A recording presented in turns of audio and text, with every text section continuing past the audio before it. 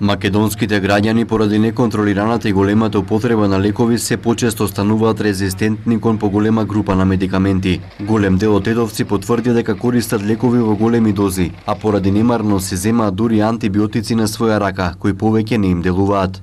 Не може да чека редо и мора да си поступа така, да си зема на своја рака. Многу се користи. Треба, не треба, пија луѓе. Тоа им прешло у навика више да зема лекови. Јас сум пензионер, 1/3 од пензијата давам за лекови само.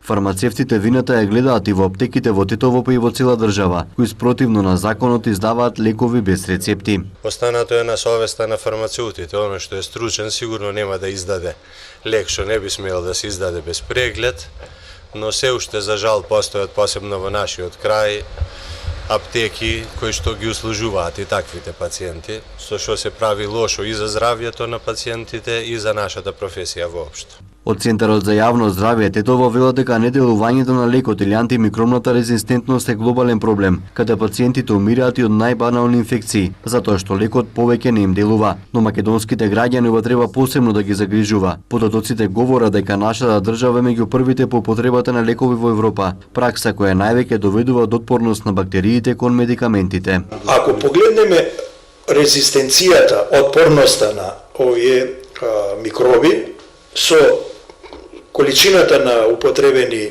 средства против нив, ќе видиме дека постои корелација. Значи, таму кај што највеќе се употребува, таму се јавува и многу брзо и отпорност према одредени лекови. На кој начин се пренесува таа резистенција? Се пренесува отпорност према постоечките лекови, се пренесува и по хоризонтала, значи на генерациите по и на тие што биле микроби нерезистентни се пренесува, а и по вертикала се пренесува, затоа што знаеме дека тоа со страшна брзина се размножуваат.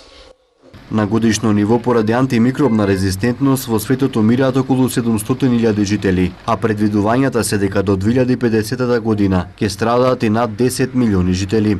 За да се намалат последиците, Светската здравствена организација има донесено глобален план, кој во себе содржи едукација на пациентите, но и на здравствените работници, околу потребата и препишувањето на лекови, кампањи, но иновативни методи како почесто употреба на бакар и сребро, кои се докажани антибактериски средства.